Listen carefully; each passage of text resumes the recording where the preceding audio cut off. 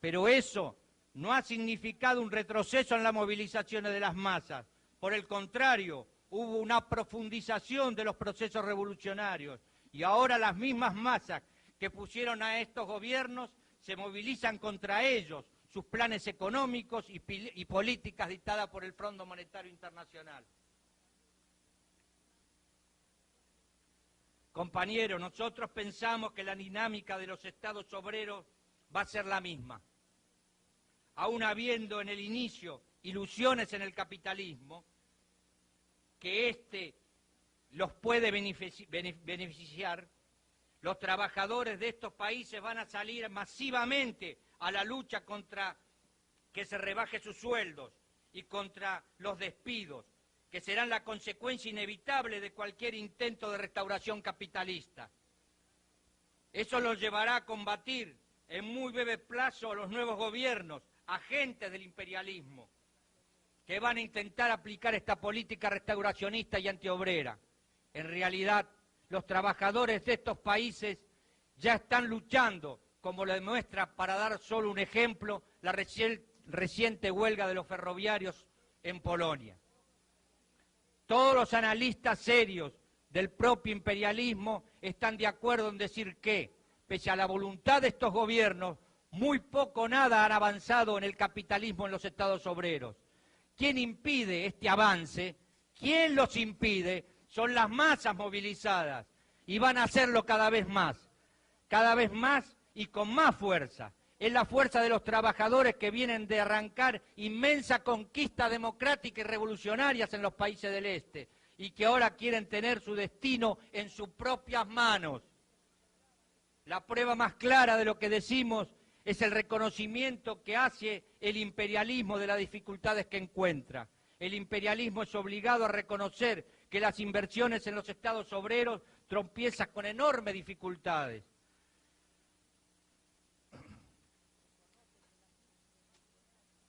Más, reconocen que la crisis revolucionaria y la inestabilidad de esta región es un problema para el conjunto del propio imperialismo.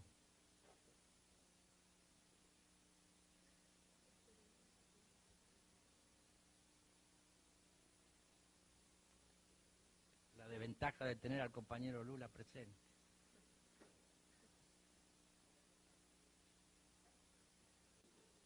Bien, compañero.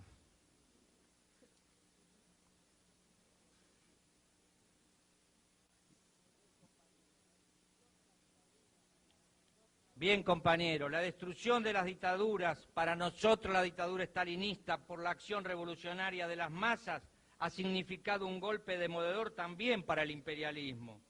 Su resultado inmediato ha sido la liquidación de los pactos firmados por Stalin y los jefes del imperialismo mundial en Yalta y Potsdam.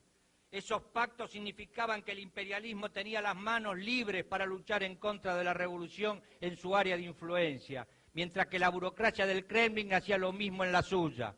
Ellos significaron, entre otras atrocidades, el aplatamiento sangriento de las sublevaciones de las masas de la República Dominicana y en Hungría, y de Guatemala y en Checoslovaquia, y en Chile y en Polonia. Hoy esos pactos están muertos porque la revolución de los estados obreros han herido de muerte a uno de los firmantes, la burocracia estalinista, liquidando su instrumento militar, el Pacto de Varsovia. El resultado de esto es la inestabilidad se ha instalado en toda Europa. Las movilizaciones de las masas del este se trasladan a Europa capitalista. Mientras Ceausescu era fusilado, en Inglaterra las masas se movilizaban en contra del poll tax y las huelgas alcanzaban a España e incluso aquel país que ya fue señalado como un modelo de capitalismo civilizado, Suecia.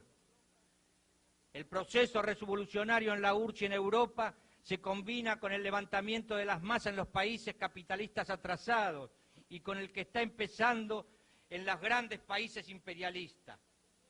En los países atrasados, los triunfos se acumulan sin interrupción, sobre todo después de la derrota del imperialismo yanqui en Vietnam. Las masas han derribado casi todas las dictaduras que las oprimen, desde el cono sur de América Latina hasta Filipinas, de Nicaragua hasta Corea. Casi todas las antiguas colonias han ido conquistando su independencia. Ni la represión ni las promesas de apertura democrática han podido detener este curso de triunfos democráticos y revolucionarios. La liberación de Mandela y la independencia de Namibia son triunfos de la revolución negra en contra del régimen racista sudafricano que agoniza. La intifada palestina está descalabrando el Estado de Israel y su poderoso ejército, encargados por el imperialismo de hacer de gendarmes en el Medio Oriente. Los nuevos gobiernos que arribaron al poder después de la caída de las dictaduras están iguales o peor que aquellas. Sus planes de miseria para los trabajadores y de entrega de las riquezas nacionales para el imperialismo son derrotados una y otra vez por la furiosa movilización de los trabajadores. Fueron ellos que destruyeron el Plan Austral y el Primavera de Alfonsín en la Argentina y que después derribaron al propio presidente. Lo mismo ocurre con los planes cruzados y de verano de Sarney y más recientemente con el Plan Collor. La misma suerte la tiene Carlos Andrés Pérez y Paz Zamora en Bolivia. Las huelgas también ya están llegando a los Estados Unidos, mientras que en el modelo de los modelos, el Japón sufre una aguda crisis política. Con la caída de las dictaduras, la clase obrera y el pueblo liberan gigantescas energías revolucionarias, construyen nuevas organizaciones democráticas para la lucha, promueven nuevas camadas de dirigentes, destruyen todas las viejas burocracias que los sofocaron bajo el peso de los métodos totalitarios, hacen entrar en crisis a los ejércitos, policías de los estados burgueses y burocráticos.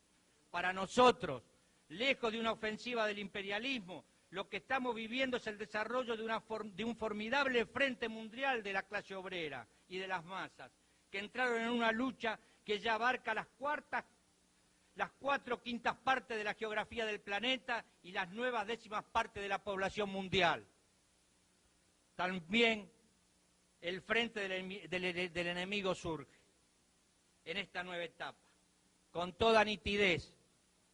Con la caída de las dictaduras, el imperialismo ha quedado descubierto, ha sido obligado a dar la cara frente al movimiento de masas, como el responsable directo del hambre y el desempleo. Surge como el que dicta las políticas antiobreras en todo el planeta. Es el que dicta las políticas casi todos los gobiernos que existen en la faz de la tierra, desde Mazowiecki en Polonia a la calle en Uruguay, pasando por Aquino en Filipinas, Havel en Checoslovaquia, Aylwin en Chile, Gorbachov en la URSS, de Maier en Alemania Oriental y Collor de Mello en Brasil, Barco en Colombia y Menem en la Argentina. Se acabó el mito de que puede haber un capitalismo popular, humano o de economía mixta, en parte socialista, en parte capitalista. Hoy está claro que no puede haber salidas intermedias. Hoy o bien estar con una economía, hoy se está con una economía socialista y para eso deben gobernar los trabajadores, o hoy el capitalismo, el único que existe, el que conocemos desde siempre, nos llevará a la miseria absoluta. Cada vez menos se puede engañar a los trabajadores con frases ingeniosas, como la que acuñó el expresidente Alfonsín: con la democracia se come, se cura y se educa. La democracia ya fue conquistada en Oriente y en Occidente, pero cada vez más se come menos, se cura menos y se educa menos. Por eso las masas se movilizan en contra de los gobiernos agentes del imperialismo, derrotan sus planes económicos fondos monetaristas y los intentos de restaurar el capitalismo en los estados obreros. Hunden esos gobiernos en crisis políticas de una profundidad sin precedentes, reduciéndolos a la impotencia. Las próximas elecciones que la reacción democrática proimperialista ha soñado convertir en un canal para desviar a las masas de la acción revolucionaria, se convierten en un factor adicional de crisis. En ellas se pone al desnudo el derrumbe de los viejos aparatos de dominación burguesa y burocrática, dando lugar al surgimiento de alternativas mucho más efímeras y desestabilizadoras, como los Fujimoros, Collor de Mello o Yeltsin.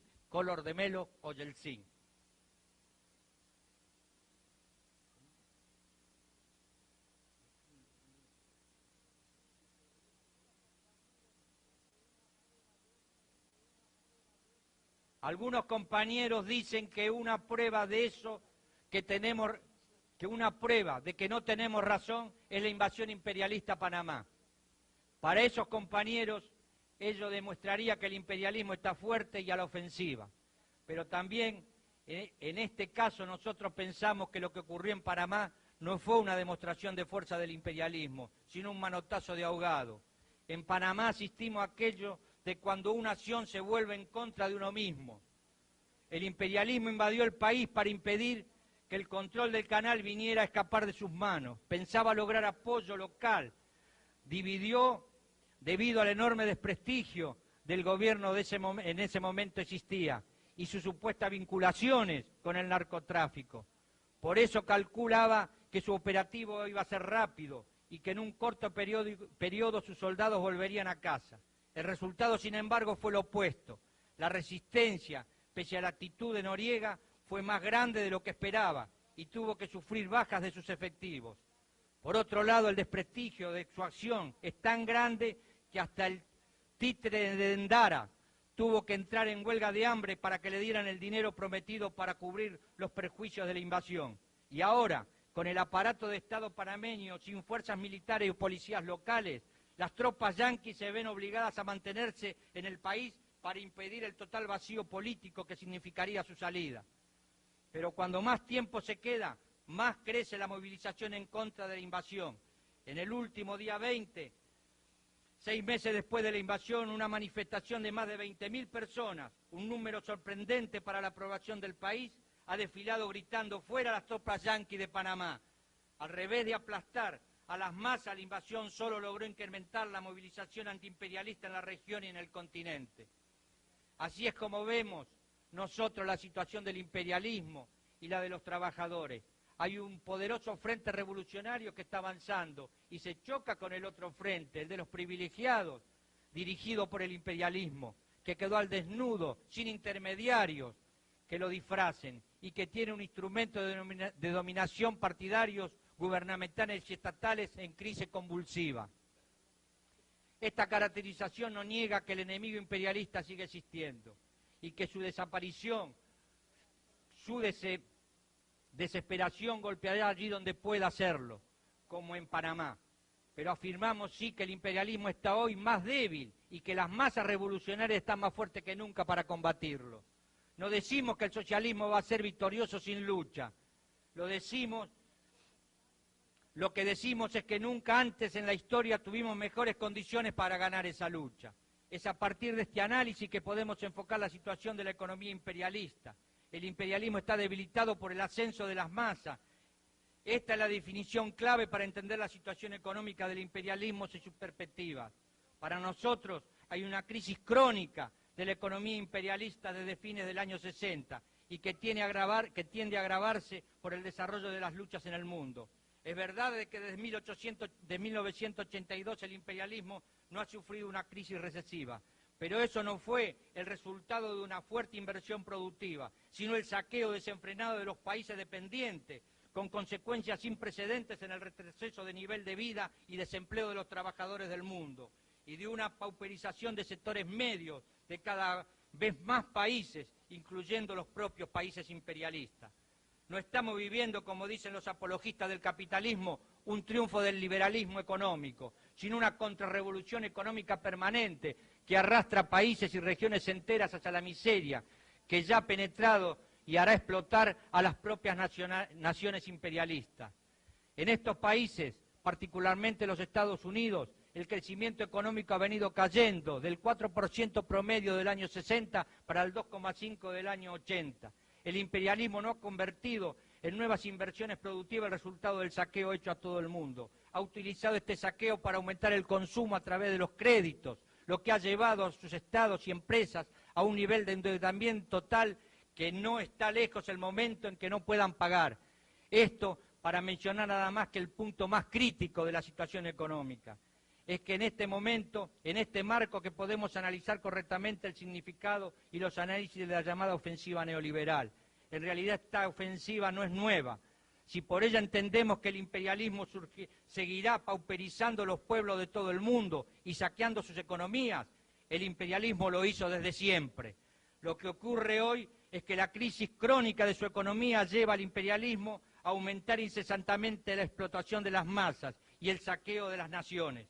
Ahora recurre a las privatizaciones, a la destrucción de los sistemas estatales de salud y de educación, de un aumento sin límite de la explotación a través de la reducción de los sueldos de los trabajadores.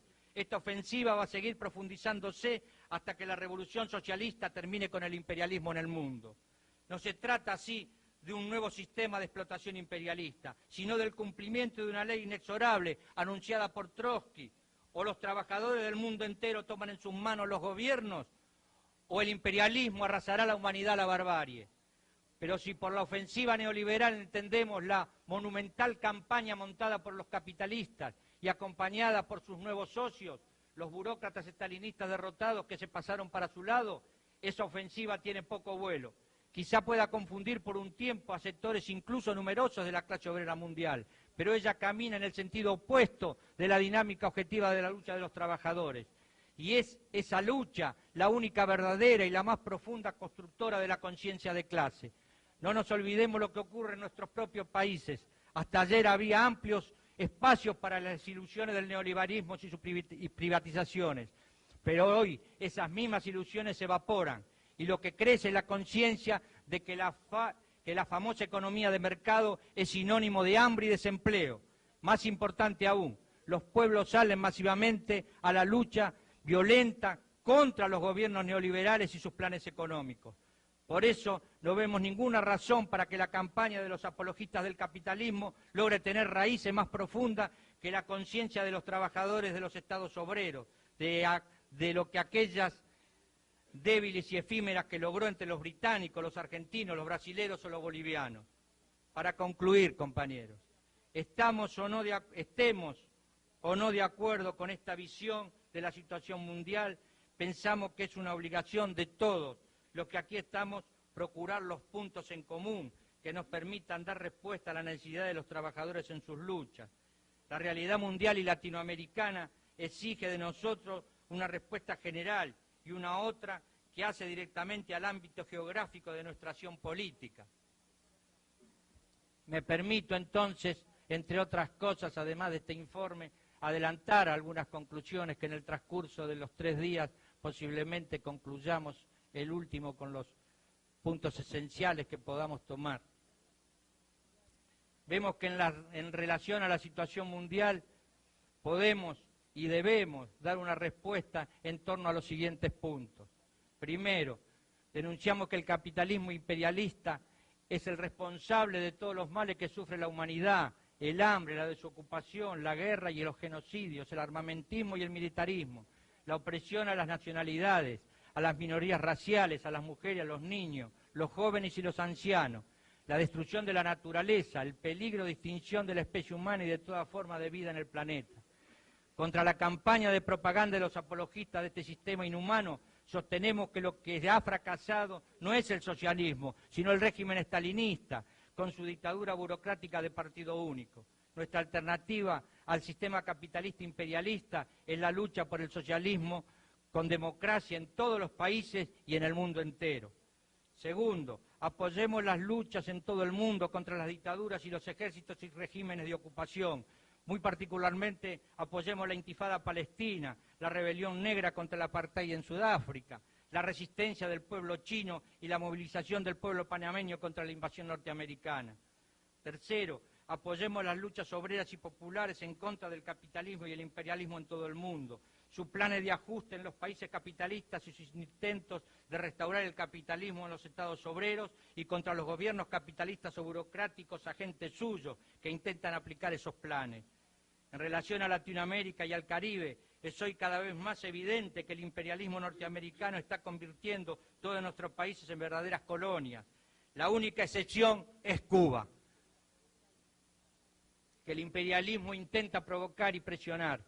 Esta operación es hecha a través de sus agentes en cada país, es decir, de todos los gobiernos latinoamericanos y caribeños existentes, con excepción nuevamente del cubano.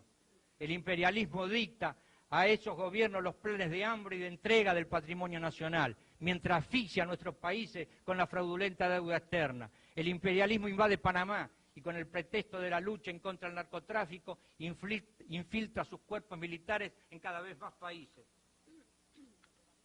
con el objetivo de combatir las luchas y los levantamientos de las masas. Tenemos por eso delante de nosotros, como tarea urgente, inmediata, la lucha por la segunda independencia de Latinoamérica y del Caribe. Debemos unirnos alrededor de esta tarea común, más allá de las diferencias políticas que sin lugar a duda existen y existirán. Proponemos esta reunión, adelantándonos, vuelvo a insistir, de la izquierda latinoamericana y el Caribe, que se convierta en la plataforma de lucha unificada en todos los países alrededor de los siguientes puntos. Primero, condenemos la invasión norteamericana en Panamá, exijamos el retiro inmediato de la tropa imperialista y luchemos por la autodeterminación del pueblo panameño y por la recuperación de su soberanía nacional. Exijamos a todos los gobiernos latinoamericanos que rompan relaciones con el gobierno títere de Endara y llamamos a la más amplia solidaridad de los pueblos latinoamericanos y del Caribe, sus partidos, sindicatos y demás organizaciones de masa, con cualquier acción de lucha del pueblo, para apoyar cualquier acción de lucha del pueblo panameño en contra de las tropas invasoras, como fue la reciente manifestación de más de 20.000 personas.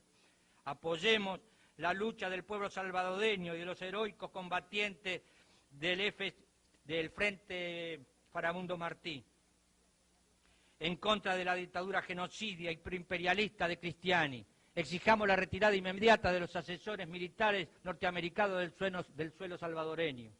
Tercero, defendemos incondicionalmente a Cuba de cualquier agresión del imperialismo, aclarando que este apoyo de nuestra parte es incondicional. Pensamos que un componente fundamental de la defensa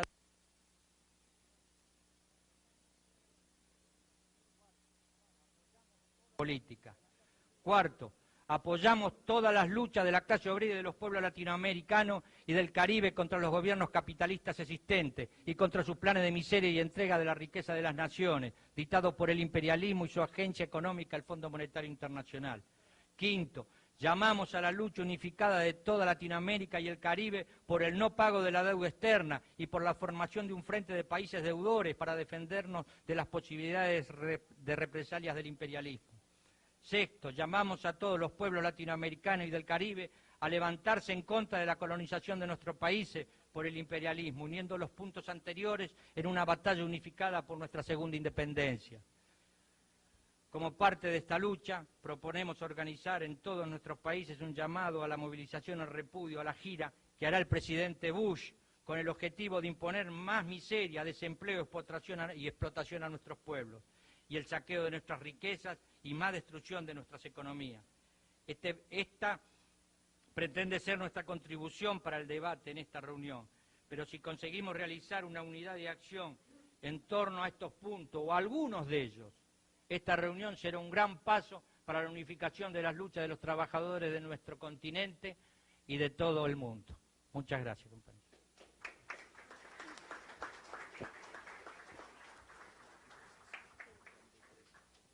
Gracias, compañero Eduardo.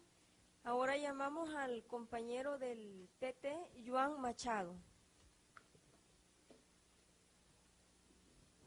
Reiteramos que quedaría para la tarde entonces la exposición.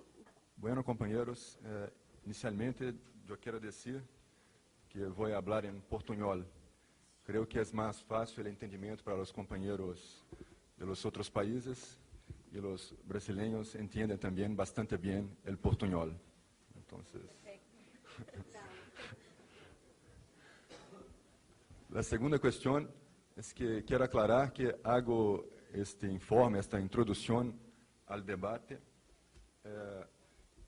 a título personal. Yo estoy convencido que la mayoría de las opiniones que voy a plantear aquí corresponden más o menos al pensamiento del partido, pero de todas maneras la exposición tiene un carácter personal. La tercera cosa que yo quiero aclarar también es que yo voy a tentar hablar sobre todo, casi exclusivamente, de lo temario propuesto para el primer punto de pauta. Esto crea un problema, porque, por supuesto, las cuestiones están muy relacionadas las unas con las otras, sobre todo las nuevas formas del capitalismo, la ofensiva neoliberal, la ofensiva capitalista, con lo que se pasa en Europa del Este. Pero yo voy a dejar el debate específico sobre Europa del Este para el punto siguiente del orden del día, como está previsto. Y yo no voy tampoco a entrar aquí en la cuestión de la respuesta de las luchas populares, de las luchas obreras, de la estrategia que tenemos que desarrollar para enfrentar esta ofensiva neoliberal capitalista.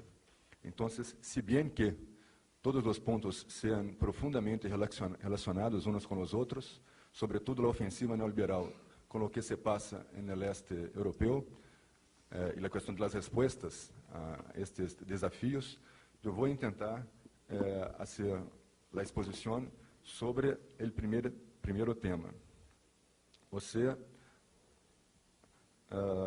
yo voy a intentar, sobre todo, discutir el significado de las nuevas formas del capitalismo, del llamado neoliberalismo, las implicaciones que tienen para el tercer mundo y sobre todo para Latinoamérica, y las perspectivas que, sobre todo, el desafío que enfrentamos a partir de esto.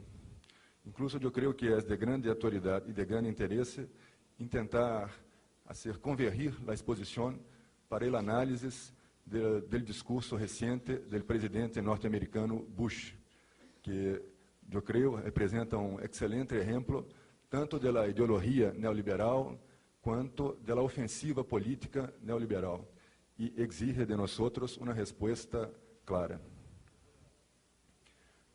Bueno, yo voy a, na última cuestión, centrar la exposición no tanto en el análisis económico del significado del neoliberalismo, si bien que es necesario hablar algunas cosas de esto, pero centrar la exposición en el significado político, en el desafío en términos políticos.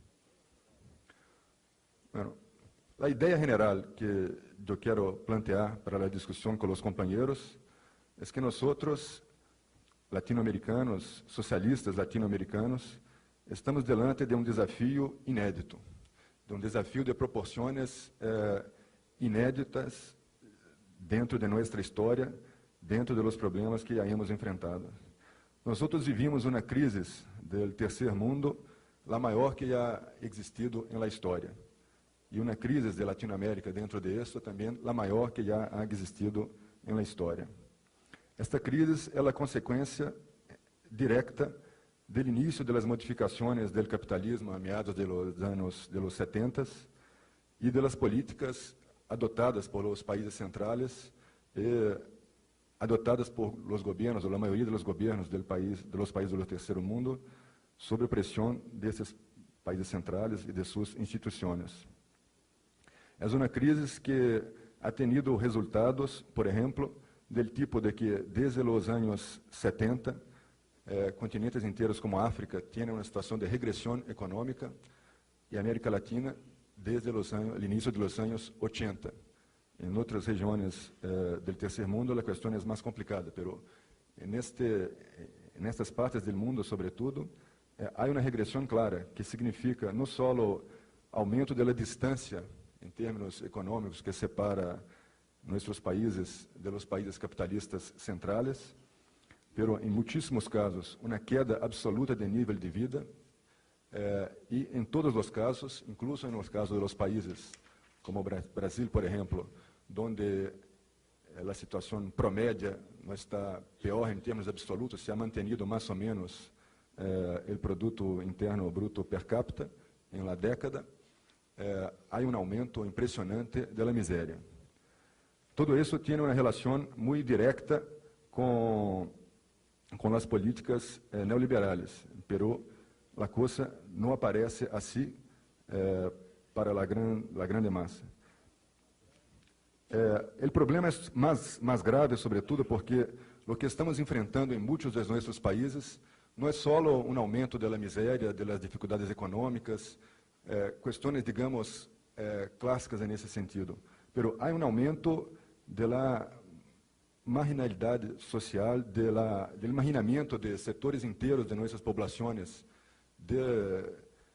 digamos, de la que se llama economía formal, un aumento de la economía informal, lo que tiene que ver con formas de marginación social, de aumento de la explotación impresionantes. há muitos sintomas de desagregação social, de crescimento de empreendimentos, devemos chamá-los econômicos, pero muito especiais, como a famosa questão do narcotráfico. Tudo isso tem uma relação grande com essas políticas econômicas e nos planteiam dificuldades maiores que uma crise clássica que representa simplesmente um aumento da miséria ou da queda de nível de vida. Há desafio, digamos, global a las sociedades latino-americanas. O ponto que creio que é interessante señalar já nesta introdução é que há uma paradoja impressionante em todo isto. É que, por las condições internacionais, por lo que se passa em los países capitalistas centrais, por lo que vamos a discutir depois, pero por las características iniciales de la crisis del llamado socialismo real.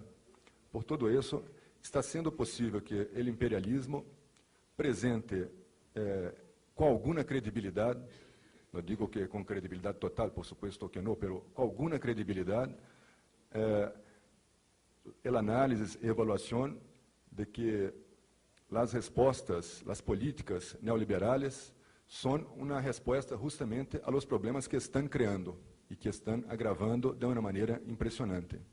É decir, é possível que alguém como o presidente Bush, vou falar um pouco mais depois do significado de seu discurso, se proponga a auxiliar políticas que vão nessa direção, falando disso como a modernização, as respostas dos problemas econômicos, e tenha alguma credibilidade nisso, que não seja respondido massivamente por todos como o que é, ou seja, como uma afirmação do mais absoluto cinismo, pero que isto tenha alguma credibilidade. Ou seja, justamente as políticas que estão criando as maiores dificuldades econômicas e ampliando a miséria em nossos países, aún estão podendo ser apresentadas com alguma credibilidade em processo importante de disputa ideológico-política, como políticas capazes de reverter a situação de miséria, de trazer nossos países à modernidade, como se disse, ao progresso, etc.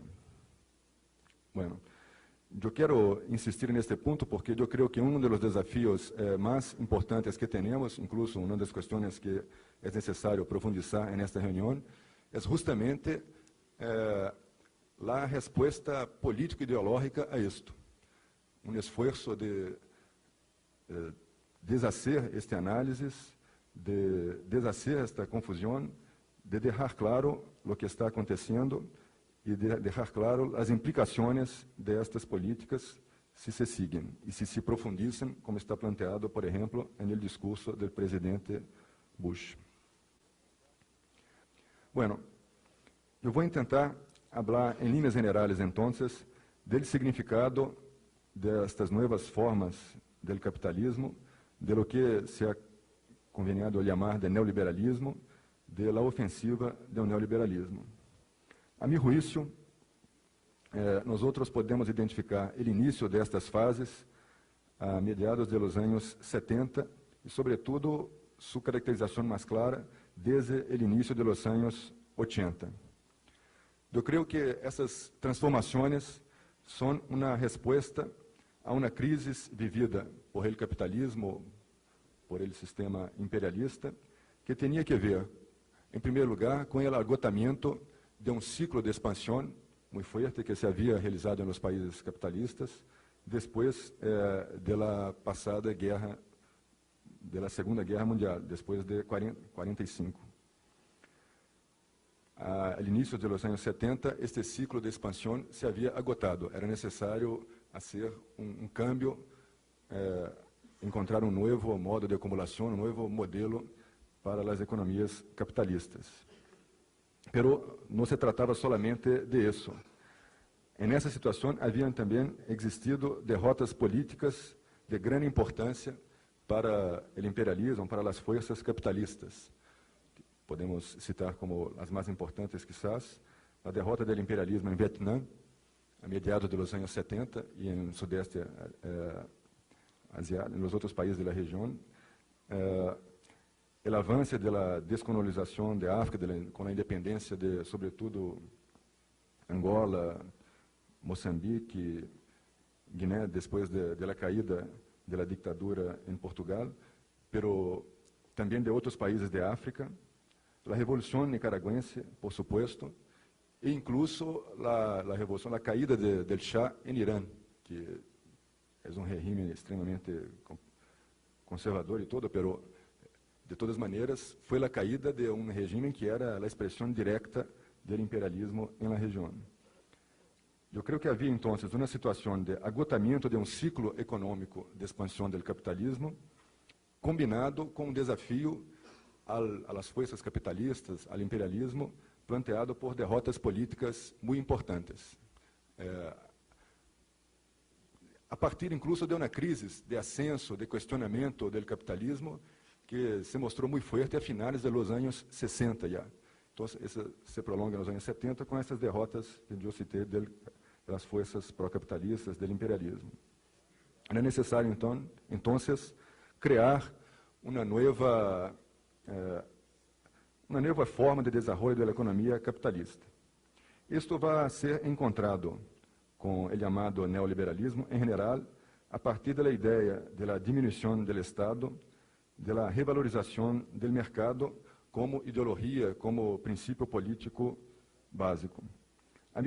Desde mediados dos anos 70 e, sobretudo, nos anos 80, podemos ver que os principais países capitalistas vão, então, começar a pôr em prática políticas econômicas marcadas por ataques a los salários reais, é decir, marcadas por reajustes de los salários abajo del aumento de los precios, ataques aún maiores al empleo, una política general de reducción de los gastos del Estado, lo que quiere decir, por supuesto, una reducción del llamado salario indirecto para los trabajadores, es decir, la colocación en práctica de las políticas llamadas generalmente de austeridad.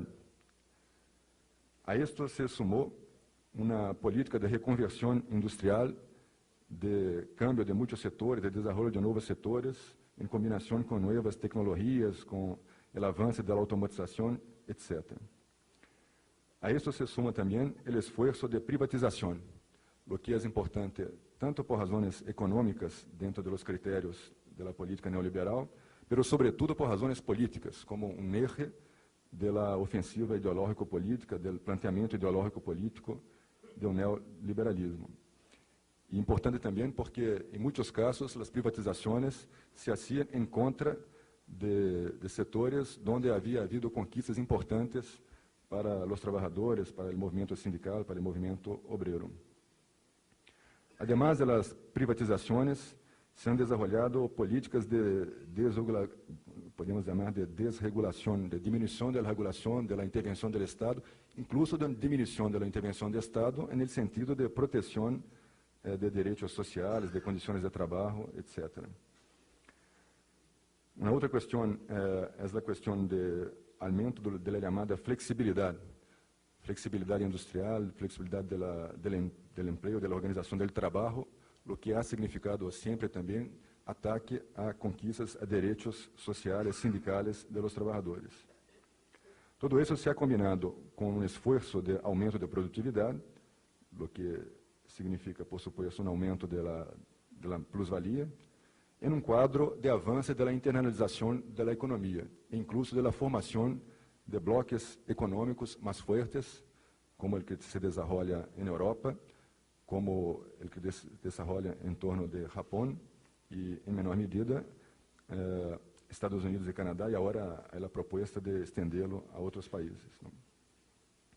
O que é importante dizer é que toda esta política ha significado um ataque direto à conquista dos trabalhadores, ha desorganizado em grande parte, já que as respostas dos trabalhadores han sido sempre insuficientes em los países capitalistas centrais, ha desorganizado em grande parte o movimento sindical, os principais bastiones que existiam do movimento sindical, ha enfraquecido, debilitado de maneira extraordinária os sindicatos, etc.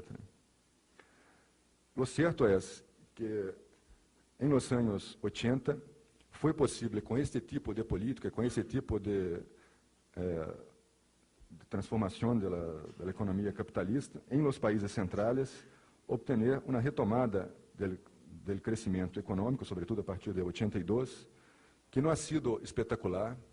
Hay una enorme exageración en la prensa en Brasil, por ejemplo, yo creo que en general, sobre la prosperidad, pero ha sido posible una retomada del crecimiento económico sin que hayan existido desde entonces recesiones profundas o sin que haya existido una recesión general de la economía capitalista. Hay un periodo de expansión de la economía capitalista que, por su duración, es ya significativo. Por supuesto, nosotros sabemos que es necesario relativizar todo esto. Todo eso se ha dado en el cuadro de profundas contradicciones. Por ejemplo, con el mantenimiento de un desempleo muy alto. Por ejemplo, con el mantenimiento, incluso el agravamiento de desigualdades sociales en los mismos países capitalistas centrales, imperialistas, a partir, por ejemplo, del trabajo de inmigrantes. Todo eso tiene contradicciones económicas muy fuertes. Las más conocidas, quizás, incluso las más importantes, son las contradicciones que tiene la misma economía de Estados Unidos, en la medida en que la expansión en este país se ha basado en grande parte en el déficit presupuestario y en el déficit en la balanza comercial. Incluso hay un proceso que crea problemas para los países centrales, que es una alteración de la importancia relativa de los países capitalistas. Estados Unidos sigue siendo el país capitalista hegemónico, pero en un grado menor que antes, sin las condiciones de tener sobre el conjunto de los países capitalistas la hegemonía que había conquistado después de 45 sobre todo. Bueno, las contradicciones existen también con las amenazas permanentes de recesión. Han quedado muy claras con la amenaza que ha sido representada por el crack de la bolsa en 87. Entonces, hay una instabilidad que sigue. No es cierto que estas políticas hayan permitido una recuperación económica amplia, un crecimiento con perspectivas de duración amplia para las economías capitalistas.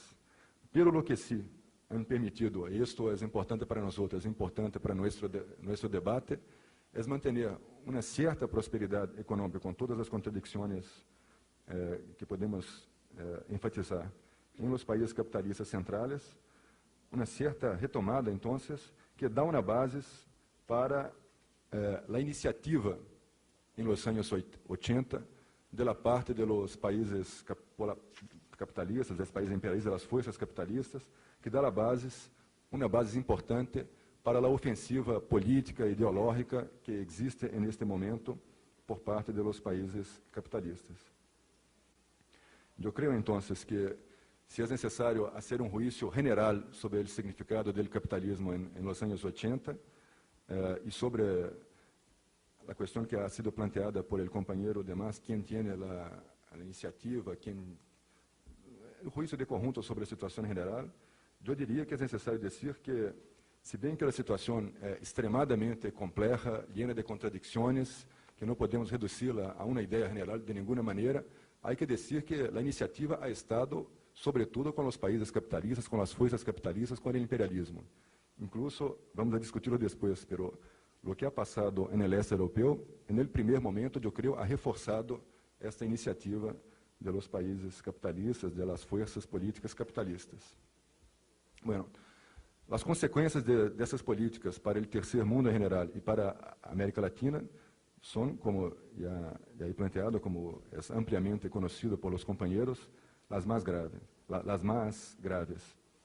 Hay una cuestión clave que es la deuda externa, que es, a partir de 82, utilizada no solo como instrumento económico de transferencia de plusvalía, pero como instrumento político de presión y de control sobre nuestros países, ¿no? Pero todavía más importante que la existencia de este hecho es que en estos años la mayoría de los gobiernos de nuestros países han empezado a desarrollar políticas que incorporam preceitos, incorporam receitas neoliberais dentro de políticas que têm a orientação, a destinação de lograr apagar a deuda. Nós podemos, quizás, resumir os objetivos econômicos que han sido perseguidos por quase todos os governos de los países de Latinoamérica, em la ideia, primeiro, de obter excedente de la balança comercial, obviamente, para poder pagar a deuda, ou os interesses da deuda, ou parte da deuda. Uma redução do déficit presupuestário, que tem que ver com o hecho incluso de que o esforço para pagar a deuda se hace em grande parte com desvaluações das moedas, o que tem uma consequência de ampliar a deuda interna e ampliar o déficit. Bueno, não vou desenvolver isso, há uma ligação bastante conhecida entre o esforço para pagar a deuda externa e o aumento do déficit presupuestário. Então, não só porque isto hace parte das políticas, das ideologias neoliberais, mas sobretudo por esta razão econômica, há esforço permanente de redução do déficit presupuestário, que se combina muitas vezes e se procura combinar cada vez mais com políticas de privatizações. Ao mesmo tempo, há objetivo de redução da inflação. Todo isto se conviene chamar, em muitos casos, de políticas de modernização industrial, o que é uma ironia cruel, porque o efeito de todo isto é muito diferente de lo que se espera, como já he dicho, como é ampliamente conhecido, e o efeito não tem nada a ver com nenhuma modernização de nossos países, por el contrário. O efeito tem a ver com uma situação onde as perdas, as transferências internacionais, o pago de interesses de parte das deudas que han sido hechos por os países do terceiro mundo em geral e por América Latina em geral, são relativamente mais importantes que os pagamentos de reparações de guerra por os países que han perdido as últimas guerras mundiais. A consequência de todo isso é, por supuesto, uma recessão duradeira em muitos países, uma regressão da atividade econômica, da atividade industrial, pero também uma perda da capacidade do Estado de manter políticas sociais, de manter seus gastos nos setores mais essenciais, mais vitais, a saúde, a educação, etc., o que tem a ver com o aumento, por exemplo, de los problemas de saúde, com a precariedade general da educação, etc., uma queda general da capacidade do Estado de satisfazer os interesses sociais. Bueno, uma queda salarial impressionante. Em muitos países, uma queda que hace que os salários estejam por detrás de que lo han sido nos anos 70 ou incluso antes. Ou seja, uma situação de retrocesso econômico general.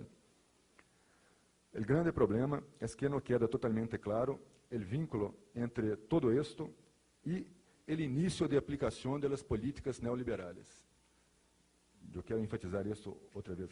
Dos grandes esforços que nós temos que fazer no plano político, no plano da disputa política, é justamente deixar claro essa ligação. Bueno, com isto eu passo à última parte dessa exposição, que seria justamente fazer uma análise do significado do planteamento do presidente norte-americano Bush em seu recente discurso, onde ha hablado sobretudo da liberdade de comércio. Eu creio que esse discurso é um exemplo, quizás de los mejores, do significado das políticas neoliberais, da possibilidade que têm de fazer uma ofensiva política e ideológica hoje e de seu extremado cinismo. Bush habla que nos últimos 12 meses há cambios extremamente positivos no mundo, que é necessário que todos nos felicitemos por isso.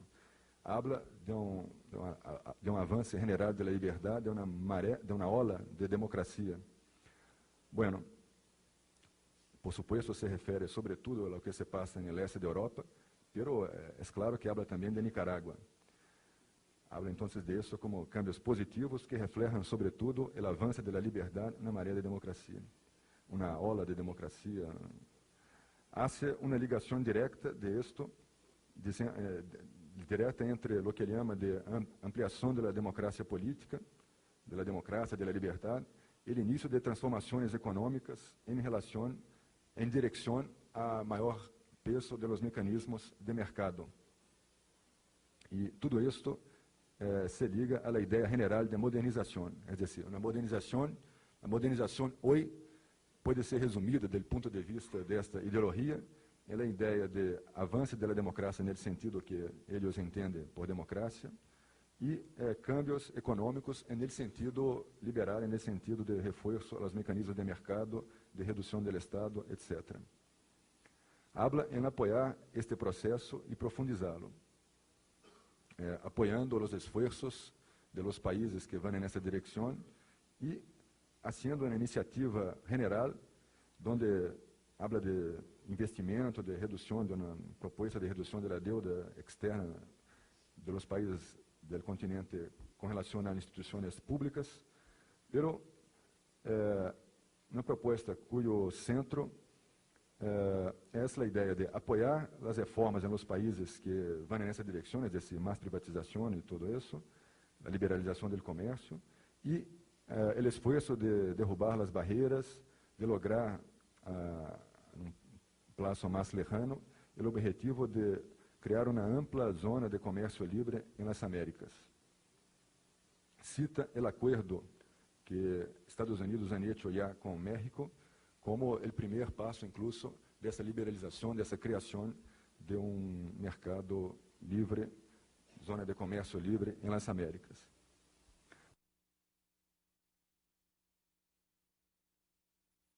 Claro. Tiene a preocupação de resolver problemas dos Estados Unidos, do ponto de vista econômico, de reforçar a economia, os capitais.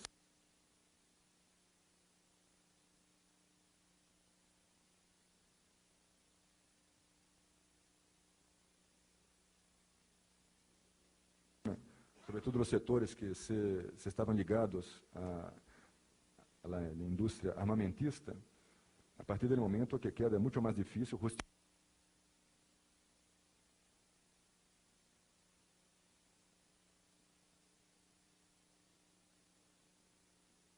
importantes. Mas eu creio, sobretudo, que a proposta tem claro sentido político.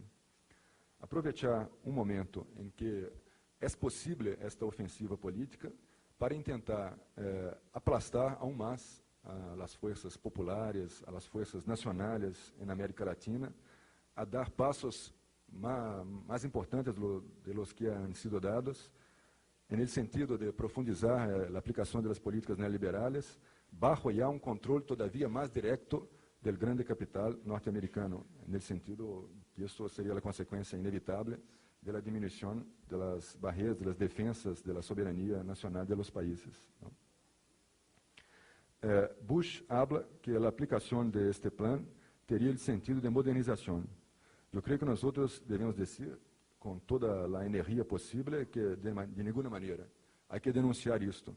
A aplicação deste plan teria duas consequências muito claras: a profundização da miséria, do desemprego, da quebra de setores de nossas economias diante deste processo.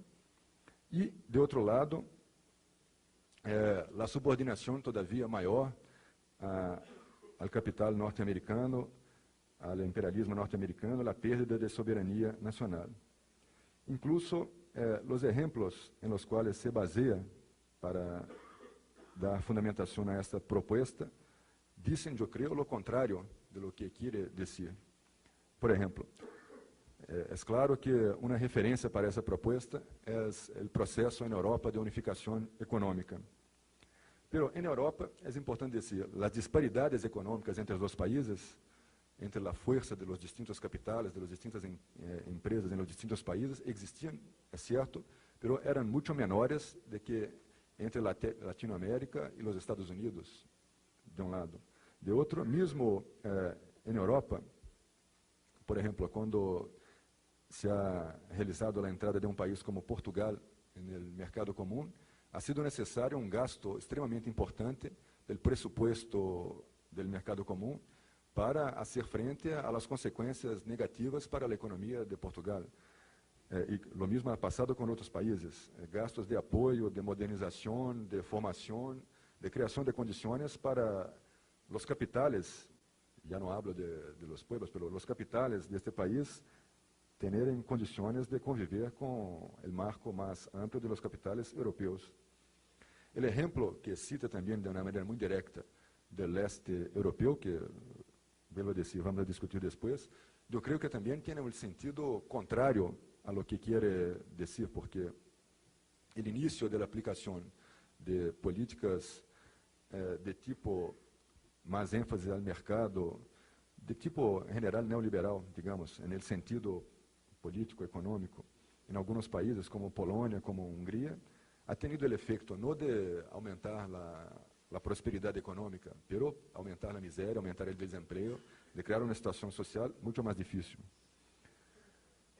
Entonces, tenemos todas las condiciones de decir que la aplicación de un plan como este tendría el efecto justamente opuesto al que dice. Es decir, el aumento de la miseria, del atraso económico y la subordinación mayor al capital norteamericano.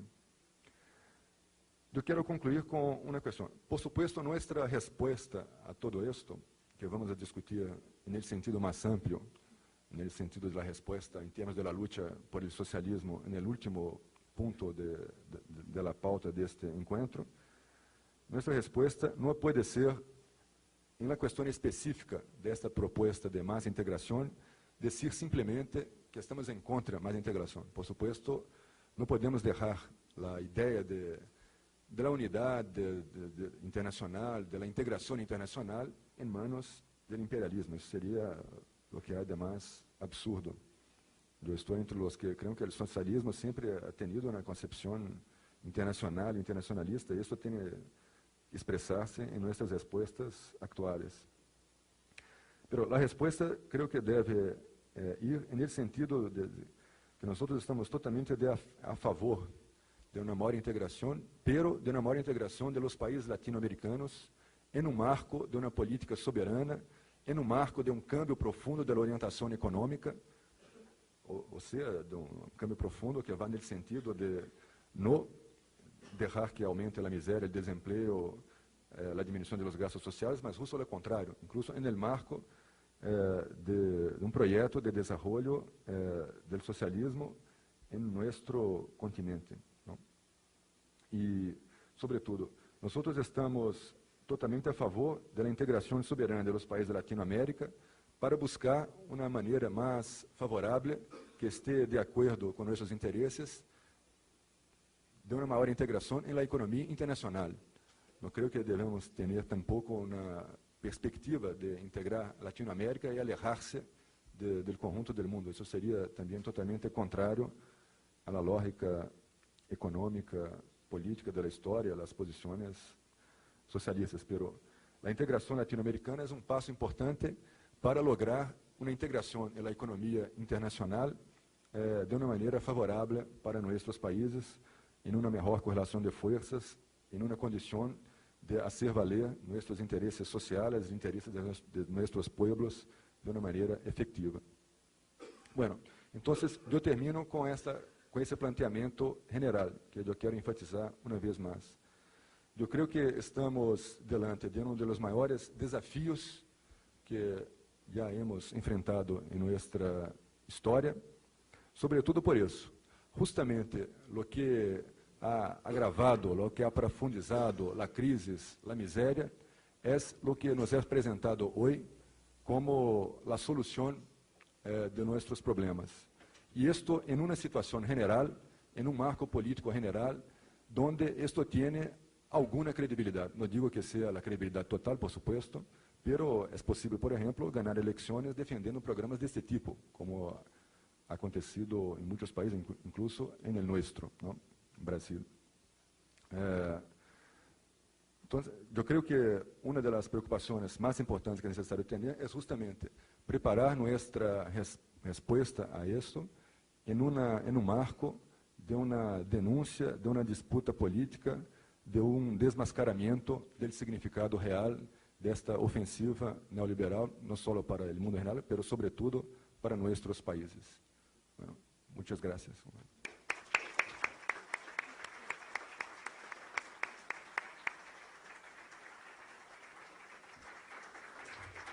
Agradecemos al compañero João Machado del PT de Brasil su intervención y su esfuerzo por hablarnos en portuñol.